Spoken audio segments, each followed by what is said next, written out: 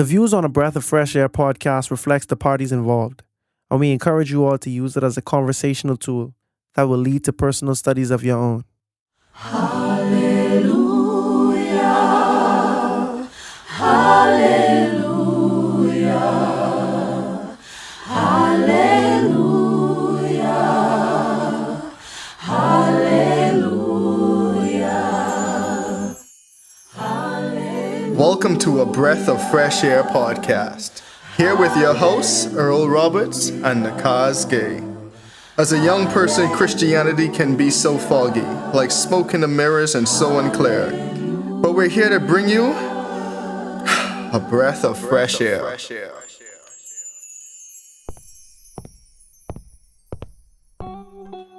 Who comes to the king's inner court unannounced? It is I, your queen Esther. My queen.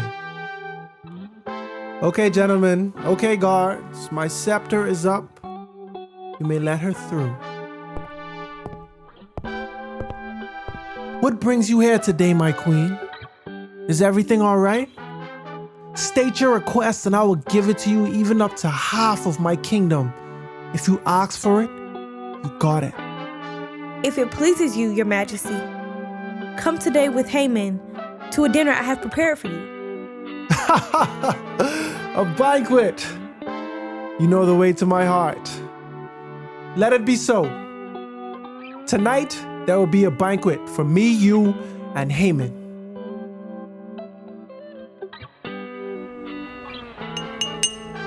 I gotta hand it to you, Esther. You're not like any queen that I've ever seen before.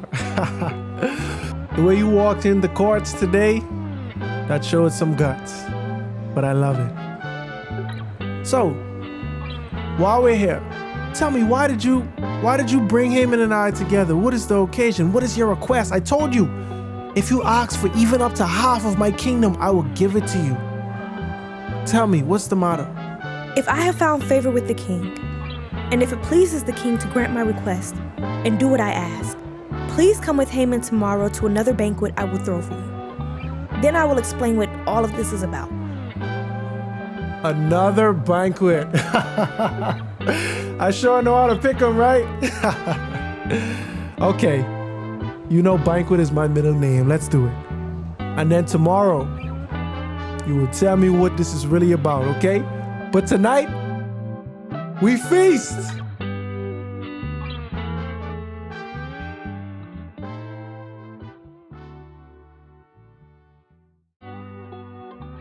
Join us this week as we explore the unfolding drama, the rise of Esther's bravery, and the surprising turn of events that sets the stage for justice and redemption.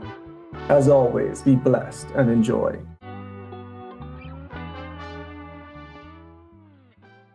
All right, we are back. Episode 190. We're at 190. Yeah, we're 190. Getting ever so close to the 200. 10 weeks away. But welcome back to another episode of Breath of Fresh Air podcast here with your hosts, Nakhaz Gay and Earl Roberts. Hopefully everyone out there had a great week. Episode 190, first week in May. It's interesting because we're halfway through April right now. But man, God is good. God is good. How your week been? Well, my week, I don't know. It was 50-50. I had saw a snake in the yard. Someone tried to fool with my car this week. They wasn't able to take anything by the grace of God because it wasn't nothing to take. I did have my AirPods in the car. You know what I mean? But they blend right in because it was blocked. And for a little bit more clarity, is some people, I live in a relatively, in a very new community. You know what I'm saying? All of the houses look very uniform, you know, but new middle class community. But there was some people in the community trying to go in people's cars and stuff like that. I don't know if this is a common occurrence. First I'm hearing about it, you know, but by the grace of God, nothing was stolen. I just got to remember to leave my car locked. It's just by happenstance, my car was unlocked because I was busy doing something in the middle of the day and I got sidetracked and I was in the car for the rest of the day. But anyway, by the grace of God, that was I avoided losing something. God spared me from losing any of my valuables. Um, and then, I have a cousin who passed away last year. This was like the 1 year anniversary, since his passing. So it's me and some of my family and friends, we met together in Miami, South Florida, and we gave him a farewell. Like we scattered his ashes and stuff like that. So, it was a very solemn time, but it was kind of refreshing to see a lot of my friends and family doing better. You know what I'm saying? Because it was a big blow last year when it happened. But I'm just thankful that there's some healing, what I'm saying, that has been Mm-hmm. happening. But other than that, week was pretty busy, and just trying to juggle all of these things, man. Like I had to go to Miami, like we drove, and then I was trying to see my little brother, Mm. but the times when I was available, he was in school, and then after school, he has a job and a lot of extracurricular activities he was doing. So it was like, bro, either I could be here and not see my bro, or I could wait till like 8, 9 p.m. and you done, and then see you. And now I gotta drive back. You know what I'm saying? Almost 4 hours, but that's what I end up doing, man. It was really good to see him.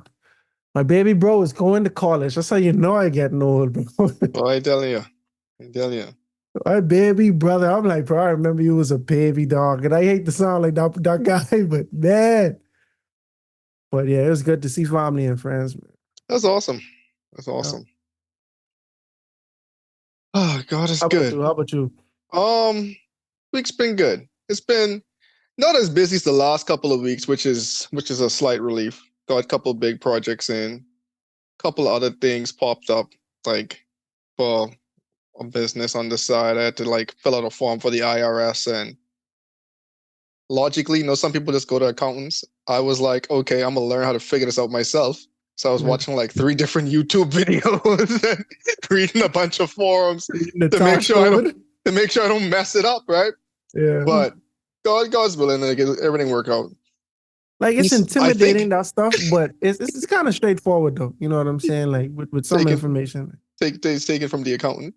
Yeah, I don't like tax at all though. Like, but yeah, I feel you though. Oh my, but God is good, man. God is good. And I mean, shoot, it's like this, like just last night, well, we already date this episode, right? But just last night, we see like there was an attack again at a different part in the Middle East. Israel hit Iran back. And I'm like, we take for granted how much freedom and liberty we have on this side of the world, and how much, as crazy as things seem, how peaceful it is. Because you might not like a certain government or certain political parties, go for Bahamas, America, whatever, but you have the freedom to voice that and know Yeah. nothing is going to happen to you. Hmm. You don't have to worry about bombs flying over your country. They might not even be aiming for you. But it's like you live in the Middle East right now, bro, like Syria, Iraq, Lebanon, bro. Bombs are just flying over that country to the next country. But if the bombs malfunction, they drop on you, then what? It's like we don't have to worry about these things, bro. And we take that for granted. Sorry, I see you want to say something. Bro, I was reading a article by a black person. I think they of African descent that lived in Ukraine, that was going to school in Ukraine, Mm-hmm. and she was voicing how you know nobody really understands what it's like in her position, and it's a lot of black people in that same position in that area because they they don't have a means to leave.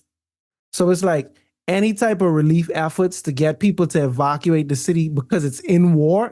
In war, like they go Ukrainians first, like they get first priority. You know what I'm saying? And then like it's kind of a hierarchy, but people like black people, they at the very bottom of the barrel. You know what I'm saying? Like, and she was voicing that, and I was just like, bro, that is so crazy because I would not have even thought about that.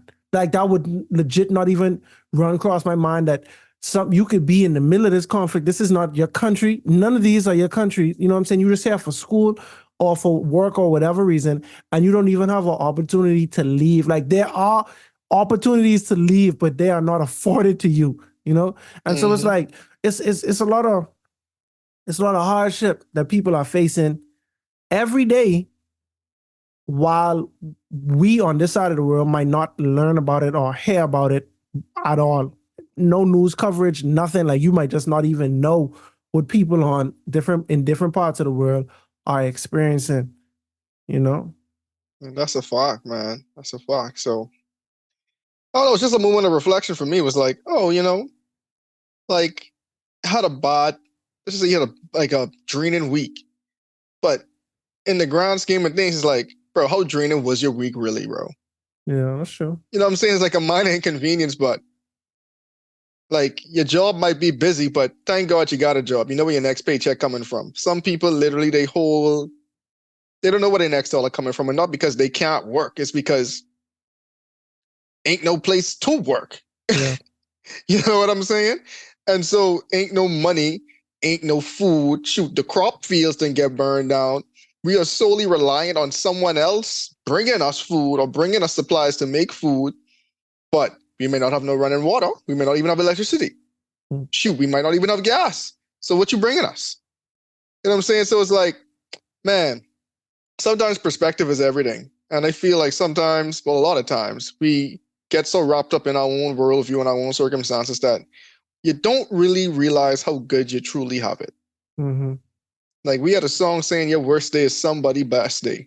And that's an absolute fact, man. Like you would be surprised. Someone just wish they could spend a day in your best, in your waste day.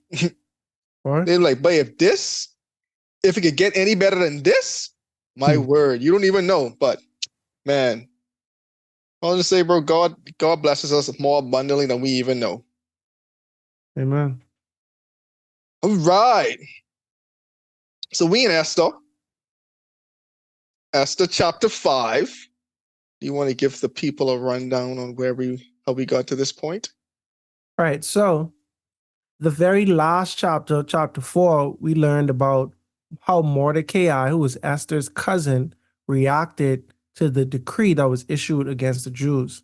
Now, the decree was issued, and I think the third chapter of Ezra, where Haman, who was an official of King Ahasuerus, he basically conspired, and I want to say he kind of like tricked the king into issuing a decree to have all Jews killed.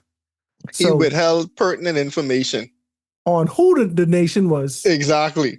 But he basically said it's a nation that does not follow your rules or anyone else's, but their own rules. They have a very strange religion, and they're causing problems because of that. And he was like, "Man, if you give me permission, I'll send out a letter. I'll take care of this for you." And the king was like, "Yeah, here's my ring. You know what I'm saying? Bring the scribes in and tell them whatever needs to be said, and you can stamp it with my ring." And the decree went out. And so that brings us to last episode, where Mordecai was in sackcloth and ashes, and he was just in mourning. He was in mourning for quite some time, every day. And Esther, who was his cousin, who's the queen, she tried to cheer him up. She tried to bring him new clothes. He refused. And so eventually they were able to speak, and Mordecai told Esther, "You need to try to do something about this." Esther was a little hesitant because you cannot see the king unless he summons you. She had not been summoned in about a month, I think it was. That's still a wicked rule, bro. That's crazy. That's your wife, bro. And that's the queen, you know what I mean? Like, that's still a wicked rule, bro. So Mordecai was like, "Bro, you might be trying to spare your life, but who knows? God might have put you. You might be. I don't think he mentioned God, but you might have been blessed with this opportunity for such a time as this. And don't think that if you are not a part of it, that would not spare your life. You know what I'm saying? We probably gonna get saved by some other means if it's not you. But just know, you're gonna die like that. That was you and your father's house are going to perish, and that was kind of his demeanor. I think it got really real for Mordecai, where he had to basically like tell it like it is, bro. You could either be for the Lord's people, or you could be a hindrance you could obstruct the Lord's people. And so Esther, at the end of the chapter, she agreed to go and see the king, and the famous words, "If I perish, I perish." I perish. So now in verse chapter 5, now it happened the third day that Esther put on her royal robes and stood in the inner court for the king's palace, across from the king's house, while the king sat on his royal throne in the royal house, facing the entrance of the house. So it was when the king saw Queen Esther standing in the court that she found favor in his sight, and the king held out to Esther his golden scepter that was in his hand. Then Esther went near and touched the top of the scepter. The king said to her, "What do you wish, Queen Esther? What is your request? It shall be given to you, up to half the kingdom." I Nah, wonder about this phrase. me too, boy. Me too. Like, Because we it's a really talking common, half? yeah, like are we because this somebody, what, no, let's back up a little bit. Esther was beautiful. You know, she was stunning, and sh everybody that was involved in, like, everybody that witnessed her on the night when the king chose her, like, they were amazed by her beauty, so to Mm-hmm. speak, right? And so the king, who had not seen this woman in 30 days, is it out of sight, out of mind? You know, I imagine that you have a lot of concubine. You're probably a very busy man, but you see her today, and she found favor in your eyes just like that. You know what I'm saying? You see, it's like, oh, that's my beautiful queen. You know, this must be something important, and you have impressed me so much, and I like you so much that I'll give you anything, even half the kingdom. It can't be more than that, but half the kingdom. You know what And I mean? he might have think she was a little displeased, like, oh, she ain't seen me in a while for real, dread. But you see how I just is wonder how people is negotiate sometime, bro. Like, you starting off at half the kingdom, like, you know what I mean? Like, bro, like, but the reason why I say that phrase is like interesting to me is because we see that kings, when they get overzealous, they use this phrase. I believe there's another time, but I remember specifically King Herod in the New Testament. He promised Herodias's daughter up to half the kingdom. Like, you know what I'm saying? I believe it's one more time. Like, I can't really remember for real. It might even be maybe it's King Saul, but I can't remember. But kings, when they get excited enough, or when they want to like flex their muscles enough, they'd say, "Man, I'll give you anything, but I'd even give you half the kingdom." You know what I mean? Like, but do you actually mean that? You know? No, for real. Like, seriously. Half the kingdom. Like, that's a lot. That's a big kingdom. And then it's Right. like, suppose she say yes, then what? Like, how does one go about this? But I'm just like, bro, okay, so now you all are married. That's your queen, you know, and she doesn't have half the kingdom right now. But you give her half the kingdom, and like, what do you get out of this? You know what I mean? Is it just like because she actually gets, or like what's the goal of even offering this? You know, like, where that come from though? Where that come from, By unprovoked, bro. Completely unprovoked. My bro? boy Like, just go for it. imagine, bro. Like, imagine being in the king position. Imagine Jeff Bezos, right? He see his wife one day, and his wife, she have a question. He say, "What you want, baby? I'll give you even half of all of my assets, 50% of everything I own." That's that's a bit overzealous in my opinion. You know what I mean? But that's what I mean. If they get divorced, she might end up with half anyway. But anyway, but so I just think that's very interesting, and I wonder if that's a phrase, if that's like a saying, like a figure of speech, but it's not That might be actual. something. Like, You it might know? have been like a cultural thing just to like just say it. Like, I give you half of like I give you half of what I own or something like that. Just to like Yeah, try to appease you. Knowing yeah. like knowing No that one it ain't take gonna it happen. serious. Yeah. Because like when David, remember David used to say something like, and if this doesn't happen, may the Lord deal with me, be it ever so severely. Like, and let me read Samuel, like we hear that phrase said multiple times, like be it ever so severely. Or even in Kings and in Samuel and Judges, where they say they destroyed every human being of the Amalekite. Like they killed every single Amalekite. You know what I'm saying? And then in another book, you would say, "Oh, this person is Amalekite." Even Haman, he's a descendant of one of the Amalekites. But it's like, hold on, bro. Like, I thought we, I thought we killed all the Amalekites. You know what I'm saying? But it's like a figure of speech. You know what I'm saying? Like, but it's not to be taken actual. And as culture progresses, stuff takes on different meaning. Like now, for instance, I could say, bro, I literally died today, right? The people who invent literally or who use that by the textbook definition, they would interpret that differently than someone in today's day and age would take, because y'all know I don't even mean literally. I mean metaphorically or figuratively. That's how I mean that. You know what I'm saying? But, phrases When just you get just up have the different words meaning. without the context, it's like it kind of truly hard to understand what was actually being said. That's what I thinking. Interesting. All right. So your boy offered her half the kingdom, right? Mm-hmm. He was so stricken with her beauty. So Esther said, if it pleases the king, but everyone is saying if it pleases the king, but I don't know. It's starting to just bother me now. Like it's just Dog? just the kissing hip y'all used to do back then, bro. Oh yeah, and even worse than that. If it pleases the king, let the king and Haman come today to the banquet I have prepared for him. Then the king said, bring Haman quickly. I think the King James Version say, tell Haman make haste. And let the so that he may do as Esther has said. So the king and Haman went to the banquet that Esther had prepared.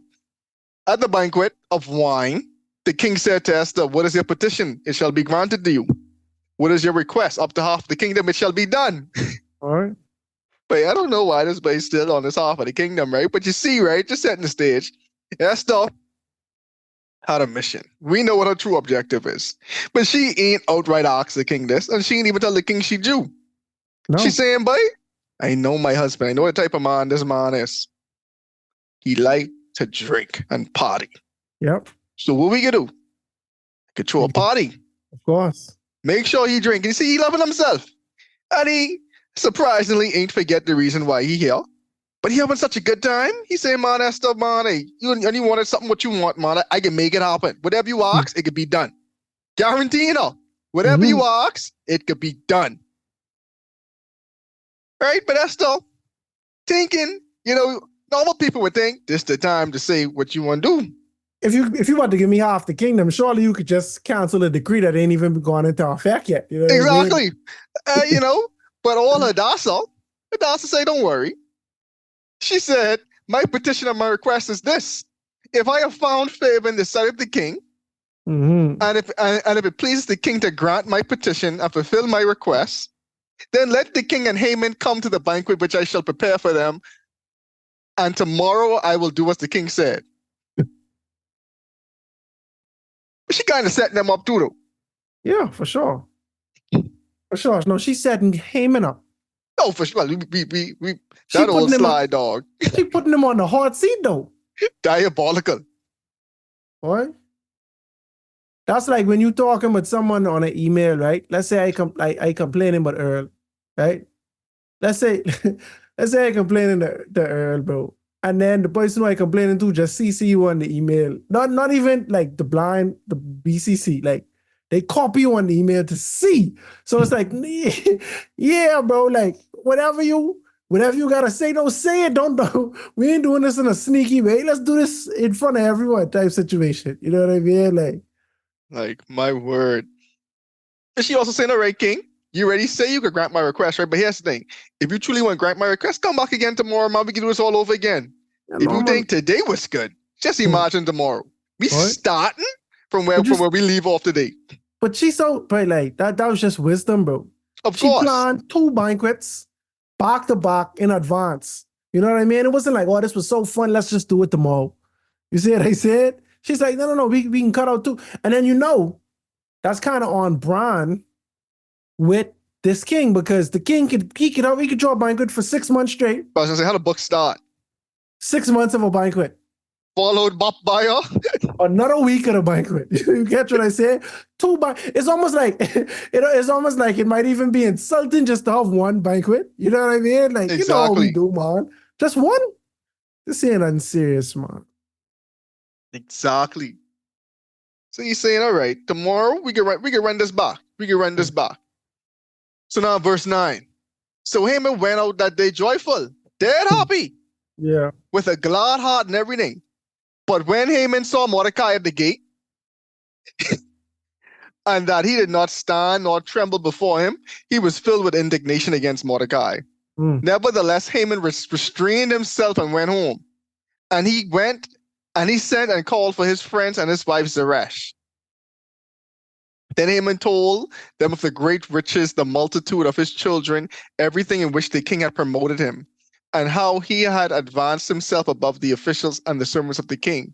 Moreover, Haman says, besides, Queen Esther invited no one but me to come in with the king to the banquet that she prepared, and tomorrow I am again invited by her along with the king. Yet all this avails me nothing, so long as I see Mordecai the Jew sitting at the king's gate. But how much of a hater you gotta be, bro? But he hate that man, bro. He sincerely hate that man. Like, Because you leaving the go for it. banquet, you leaving the banquet, and your whole demeanor changed now. Wait, Cloud9, bro?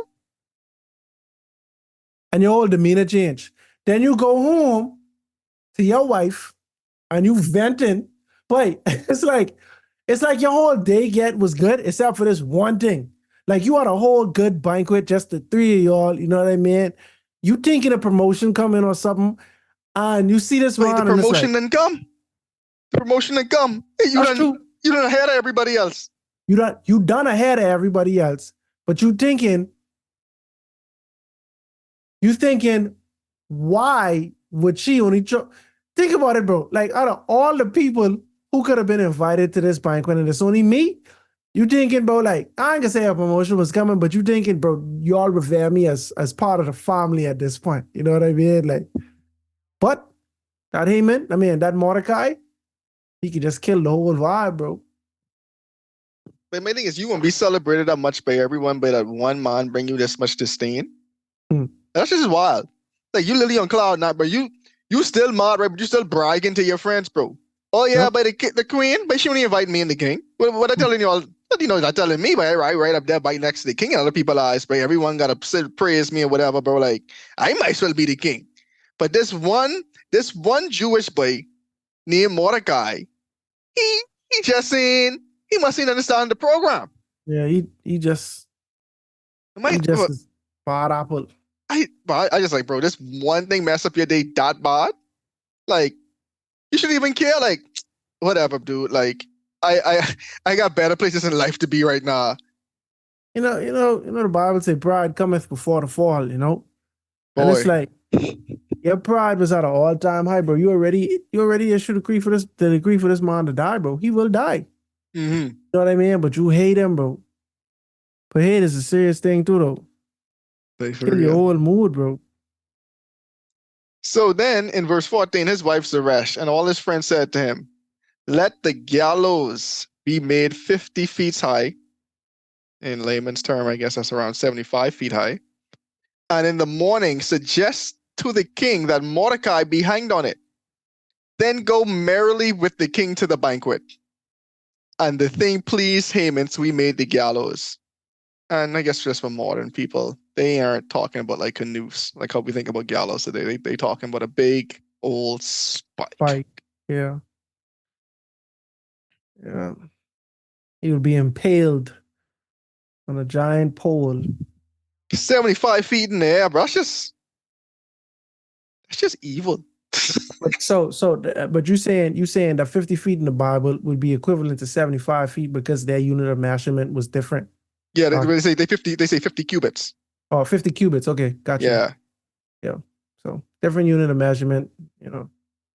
That's crazy though. That's actually a lot. Because think about it like this, right? Imagine a basketball goal. The rim is 10 feet.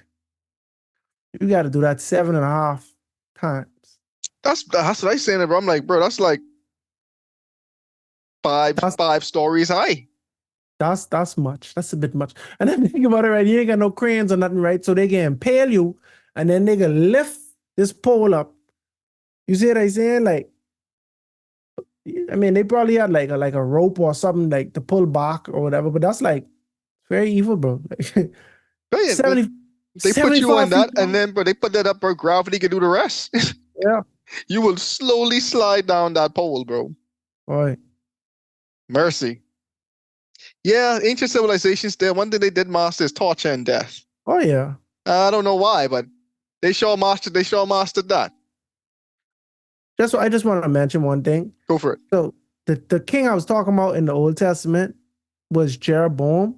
When you remember, he had called the man of God because he didn't know. I believe his son was about to die, and he was trying to tell him he was trying to get the king to tell him something good. I mean, Jeroboam had called a prophet, right, to prophesy what is going to happen.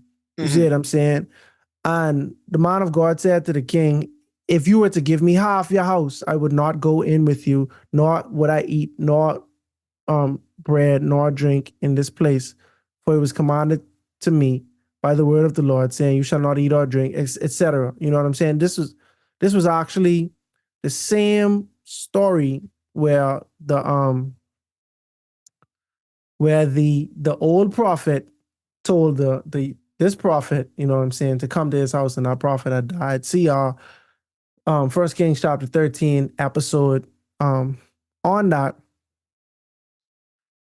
And yeah, so that was actually the third time where half of your kingdom was mentioned. So like, bro, this is a consistent theme among kings where they like, bro, we maxing out. Like the best I could give you is half my kingdom, and kings willing to offer that. You know what I mean? Like, it's like, surely you should be pleased with half. Exactly. Like at that point, I'm making you equivalent with me. If you got half, I got the next half. You equivalent with me.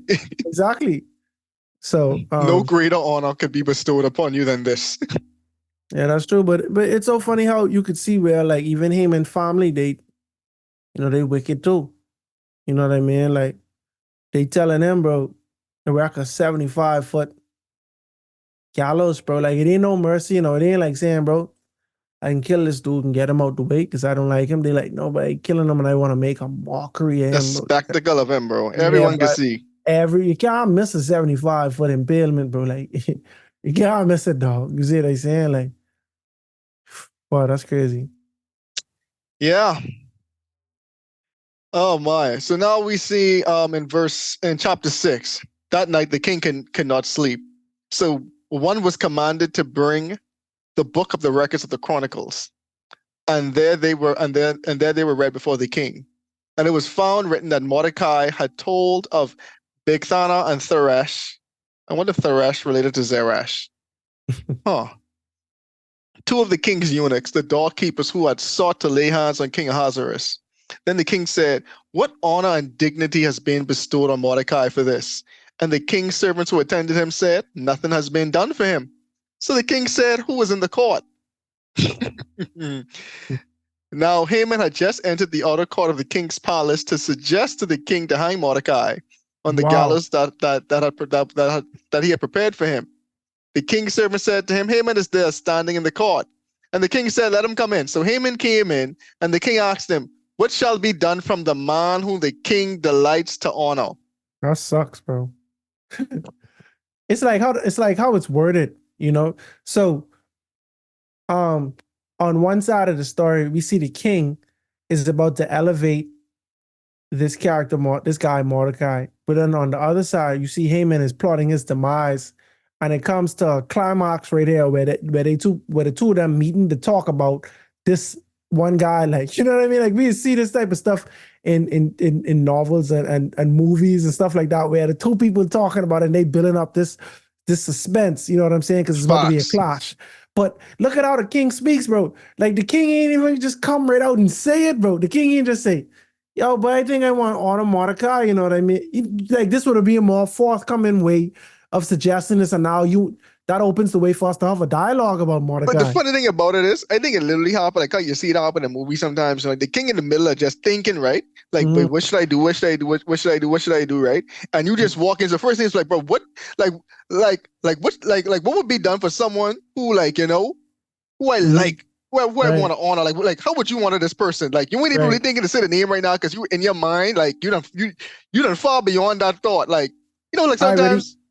I already know who it is, and you might not know this boy from a can of paint, so it don't even matter. Like exactly, like I just how should I honor him? Like that's the question. And then we come back and fill in all the details, right? But how should I honor him? So now the king know who we want to honor. Mordecai, I mean Haman's so full of himself.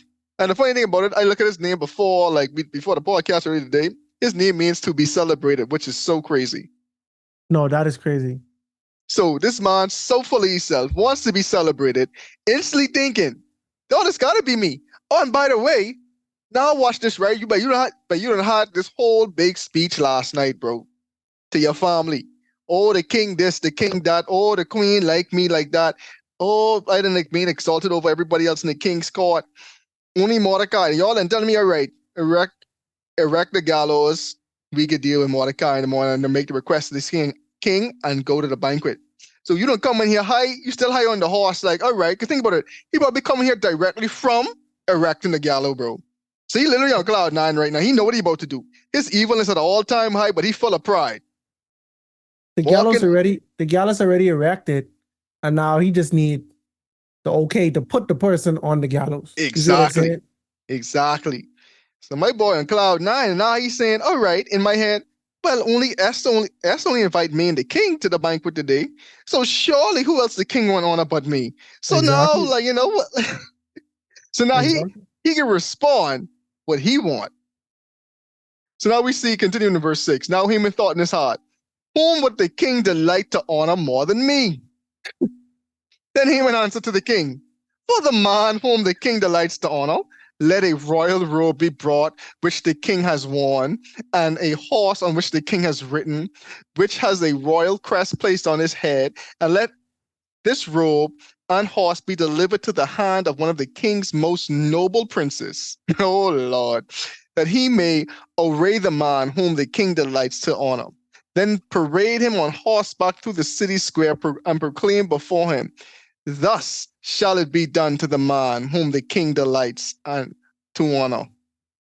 So now, not only Haman wanted to be paraded as if he was the king, but he wanted to stunt on, I guess, his contemporaries, because to think about it like this, Earl. Imagine you and I are co-workers, right? Mm-hmm. We have lateral positions. We do the same thing, same pay, everything, right? We report to the same person. Our manager says, "Hey, guys, how you want to be celebrated, right?" And I say, "Yeah, man, I want y'all to put up a plaque for me, this and that and the third, but I want you tell Earl to walk me to every table saying this the employee of the month." You see what I saying? Like, sure, I can make you jealous. I mean, it should make you feel some type of way, because it like make you feel uncomfortable. He's saying, bro, get the princess to come and honor this dude, and you the highest official.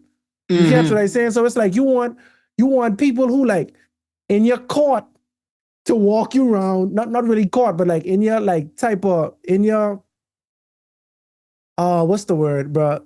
In your caliber, basically, to walk you around and show you off while you wearing one of the king's freshest suits on the king's horse, while every other step you're just saying, this is the man who the king delights to honor. Bro, that's not a job for a prince. You see what I'm saying? Like, that's not a job for a prince, bro. Like, you could have got a eunuch to do that.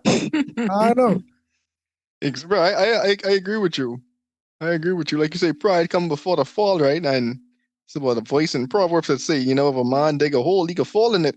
And if he Boy. roll a stone, the stone will roll back on him. Oh boy.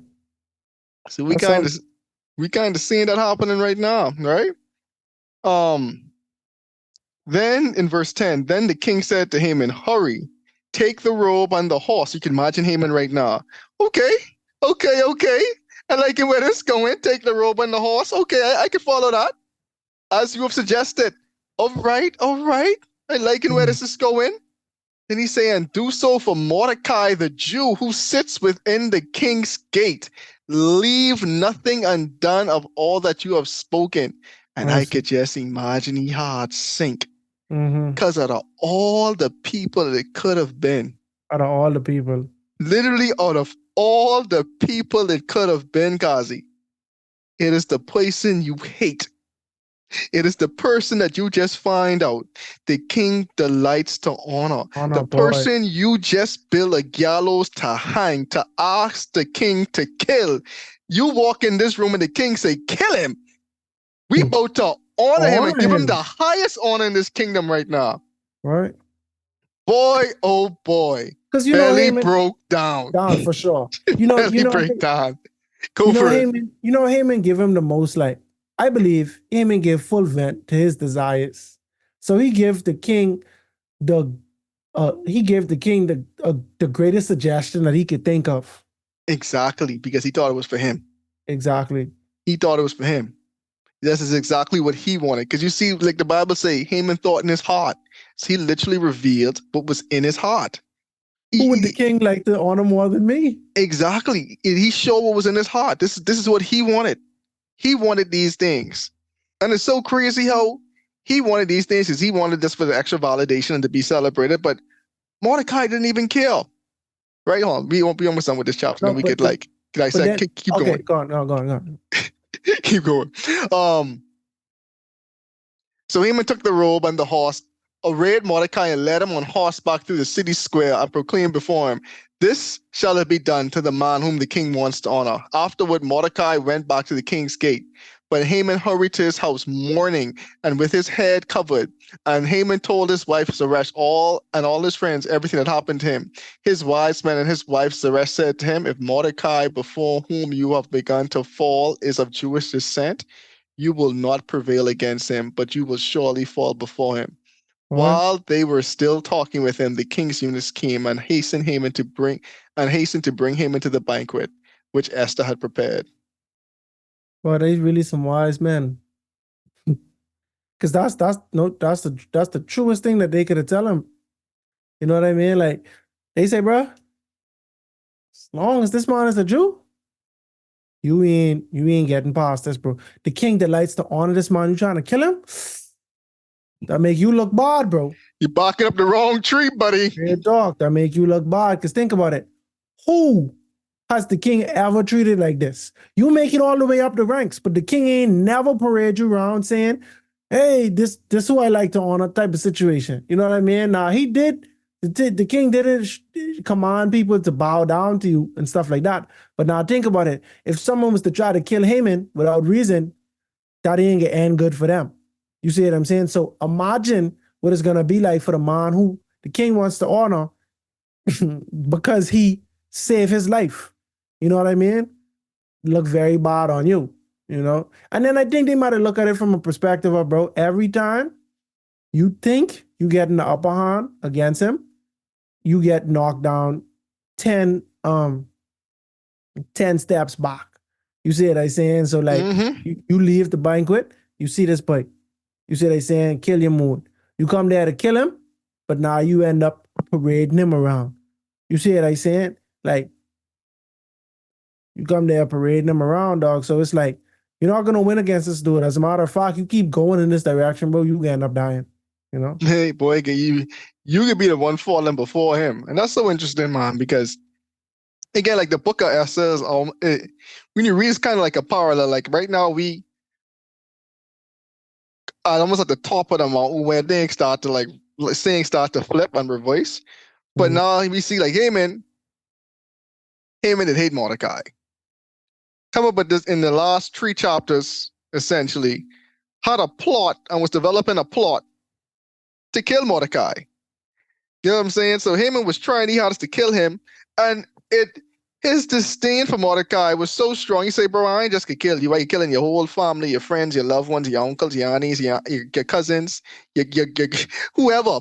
As long as these people remotely related, all y'all can dead, as we say." And then now, Esther, in her wisdom, I mean, it's so like, again, the book of Esther never mentions God by name, never mentions anything remotely religious by name, right? But we see the divine workings throughout it all, right? Because think about it. When when Mordecai had told Esther about it, nothing was done immediately for him. Mm-hmm. But imagine if something had been done then, right? Mm-hmm. Think about it. Like this might have been a couple weeks, like we don't know, like this might have been a couple months later, probably over a year later, or something like that, when the king reading about this. I was like, oh yeah, we ain't doing nothing for this. Like, bro, and that's just why, like, nothing was done then. But if something had been done then, the king would have no reason to do something now. Exactly. You know what I'm saying? And it seems like the king was like, oh, we ain't do nothing, bro. We can't let that stand. So the king was probably up all morning trying to figure out, like, bro, what we could do for Mordecai. This was such a great thing. This man literally saved my life. And I ain't do nothing. This didn't even look good on me. Real talk. It's And like now, I don't value loyalty. I think about it, the same night, bro. The same night after the banquet was when the king couldn't sleep and this happened. Exactly. Why you can't sleep after this banquet, this fun banquet y'all just had? You know what I And you've been mean? drinking. Yeah. That's the one thing. Put That's you to the sleep easily. that's the one thing you should be able to do after a night, after the whole day of partying, bro. Is sleep. Partying and drinking. That's my the sleep should, but the sleep comes so easy. You shouldn't even have to be worried about that. But think about this though. Think about how long it would take Haman to walk Mordecai through the whole city if he had just arrived to the courts that morning, I'm assuming, and by the time you finish and by the time you get home, it was already time to go to the banquet. You Mm-hmm. see what I'm saying? So it's like, bro, like this must take all day for you to walk Mordecai all through the city and say this is who the king would like to honor. Bro, exactly. Exactly. And now the same plan that you had for this man destruction, he ends up being exalted, and you honestly end up looking like the fool. You know what I'm saying? Because think about it. You're the one now who have to carry this boy, parade him around the city. You lead him through, and you are the one who's saying this shall be done to the man who the king who the king delights to honor. You Mhm. walking around saying this to the person you hate. And everyone in the city looking at this like, oh shoot, Mordecai really is a big deal because this Haman. And Hmm. think about it. This the boy we supposed to be bowing down to and celebrating.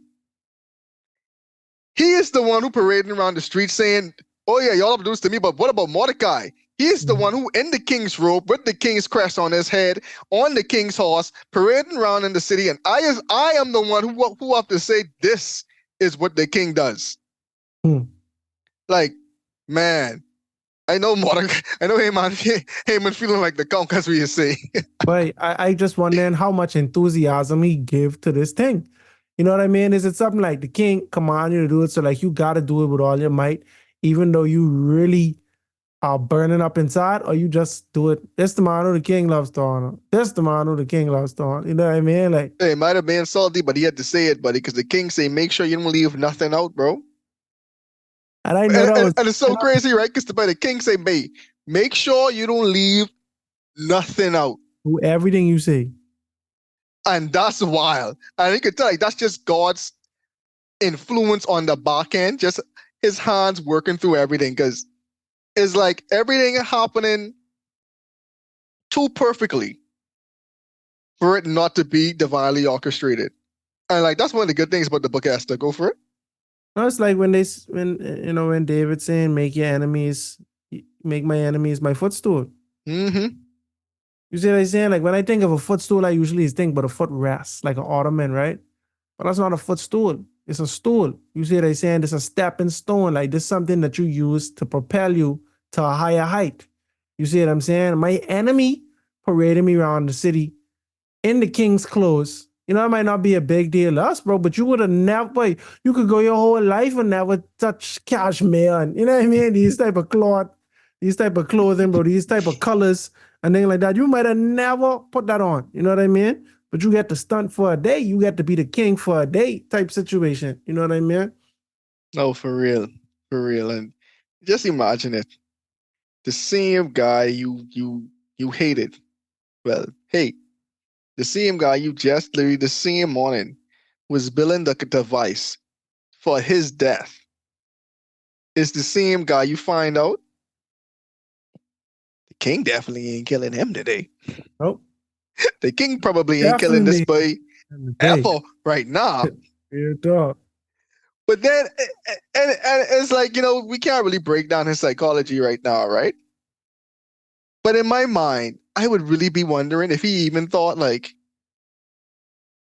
maybe I should try to recant this plan I have to kill the Jews. Right. Either he should have tried to recount the plan or he should have tried to tell the king. Remember that? You remember them people who I say was troublemakers? He's one of them. You know what I mean? Like you sure you want to do this? I doubt it was gonna work. I don't But think it's going to work out too good for him. yeah, it was too late. It was too late at that point. I ain't gonna lie. But man, oh man. And it's interesting too, like, how the story unfolds where Haman helps to reveal his true intentions, his true plan. for then things to start going against him. All Like, right. that's pretty interesting. It's kind of what happened to the devil, right? Like, God had to let him, but God allowed him to fully manifest his evilness Mm-hmm. and not instantly destroy them. So everyone could be like, all right, this what you want to full exercise out. Let's play it out. So ain't Yeah, no one can say I unfair and I unjust. Go because for it. otherwise you could throw your rocks and then hide your hand. You know what I mean? If I if I if I if I if I expose you early, people might say, "Oh no, that wasn't really like that." You know, you don't know his true intentions. That might have just been a one-off thing, a one-off mistake, or this and that and the third. You know what I'm saying? Mm-hmm. But you get a long rope to hang yourself, as people say. You see what I'm saying? Like you get to show your full. That's what, and you know, a lot of people wonder why like the devil just wasn't destroyed in heaven. That's the point you're trying to make. But you know, if the Lord had done that, it would be no proof, you know, that humans serve him out of love for him, or if God is just a a a ruler. You see what I'm saying? Like a dictator who just tells you what to do. Because at the first sign of somebody disobeying you, you just kill them. You didn't give them no time to repent, this and that and the third. And that's not the loving God. That's not the type of love that God Himself promotes. See what I'm saying? Give you ample time to choose to do right. You Mm-hmm. continue to double, triple down. Now we even give humans on earth, Adam and Eve, the opportunity to show that I can stand for God, my creator, over someone else talking this weird talk, trying to get me to disobey them. I can give you all that chance, but because it's like if I don't give you all the chance, it's like I hating and I coercing. No, I can tell you all of the good. I make y'all perfect. Y'all don't even have an innate nature to sin. Someone is going to come to try to convince you to do otherwise. I telling you, I putting everything out on the line now. You see what I'm saying? Y'all can do it or not, but I'm telling you, do not do it. Like it is wrong. You know what I'm saying? I don't condone doing it. And if you do it, X, Y, Z can happen. If you do it, you could die. Basically, that's what God say. And you know, we failed the test. You see what I'm saying? The human beings, we failed the test. Now I ain't gonna lie. I used to be like, boy, but I would have passed that test, you know what I mean? But I have no way of knowing, bro. Like these was perfect Exactly. human beings and they was deceived, you know? But guess what? I have tests every single day. You know what I mean? I have tests every day that I have the opportunity to pass and fail. And I don't pass every test. You see what I'm Oh yeah, that's saying? the Like, truth. For me I was reading personally. I was reading First John today, and it was like, but if someone tell you they don't sin, like, they a liar. You see, they saying someone tell you they have not sinned, they make God a liar. You know what I mean? Type situation. And I'm just like, bro, that is so true. That is so true. But yeah, like I don't even know where to go from this. Yeah, no, but to circle back, we have Haman, Yeah. who his but all his cards on the table, all his cards on the table, but he don't even know who he playing. He like right now, Haman is in a very bad position, and he knows it. He don't even know what Esther dealing with. He don't know that Esther is a Jew, but he just know, bro. The king finds favor in the person I hate the most.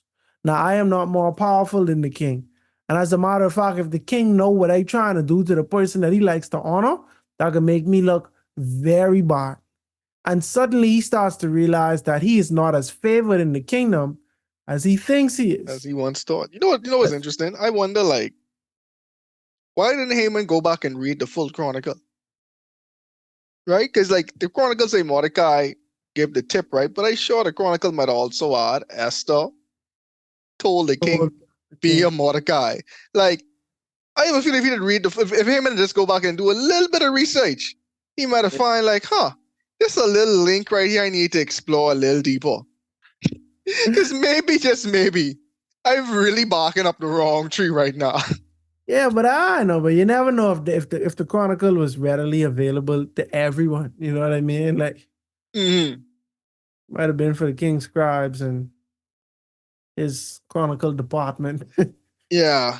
But I mean, like the story does show God's handiwork. Like, even when we don't see God working overtly. Mhm. He is working covertly. I don't know why the overtly word wanted to come in my mind, but that's just the truth of it all. Because it's so much times in our lives we say like, oh, God ain't like God, like I want you to do something. I want you to do something. And God's like, man, if you only know the amount of work I done put in on your behalf, if you just walk in faith, it's already done. Mhm. And we see right now in this chapter, Esther, through the divine wisdom of God, was like, all right, don't even ask outright. Just ask for a banquet first. You know what I'm saying? And we see it was ready by God's grace alone. The king extended the golden scepter the first time. You know what I'm saying? And the king was saying, all right, whatever you want, I can have it. You can have it. He told her that before when he handed the golden scepter. She said, you know what? Only thing I want from right now is a banquet.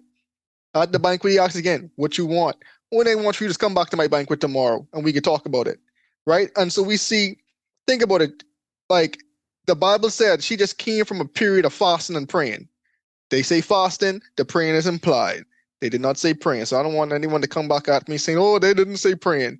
Praying is implied, but the Bible is saying they come from a period of fasting and in mourning. And then every other time we heard these two things mentioned in the Bible was also with praying. Yep.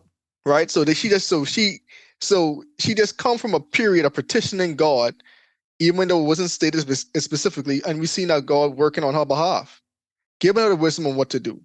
Don't just go outright and ask. Here's how to do it here's how to go about it. You think about it, at the first time, even at the banquet when things was looking good, she could have said, yeah, man, this was God saying, no, not the right time. Let's go it again. Because now then we see what God had planned. Because in between the first banquet and the second banquet, what happened? Mordecai get exalted.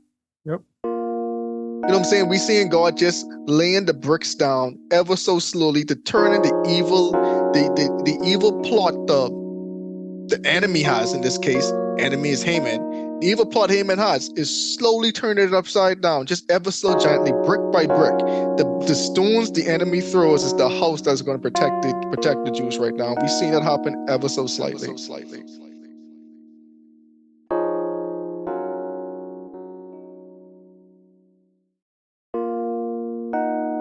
Before petitioning the king on behalf of the Jews, Esther decides to throw a banquet, and she only invites the king and Haman, the enemy of the Jews. That night, the king couldn't sleep, and he remembers the kindness that Mordecai had paid him, and he decided to reward Mordecai. As Haman is planning to destroy Mordecai, the king is planning to reward Mordecai. But we'll talk more about that on the next episode of A Breath of Fresh Air. Tonight's episode included voice acting by Ayana Gay, as well as your host, Nakhaz Gay. Remember to go ahead and research on your own in order to get a more firm understanding of tonight's episode. And if you enjoyed it, make sure to like, subscribe, and share with your friends. You can follow us on social media at A Breath of Fresh Air Pod on Instagram and BOFAPOD on Twitter.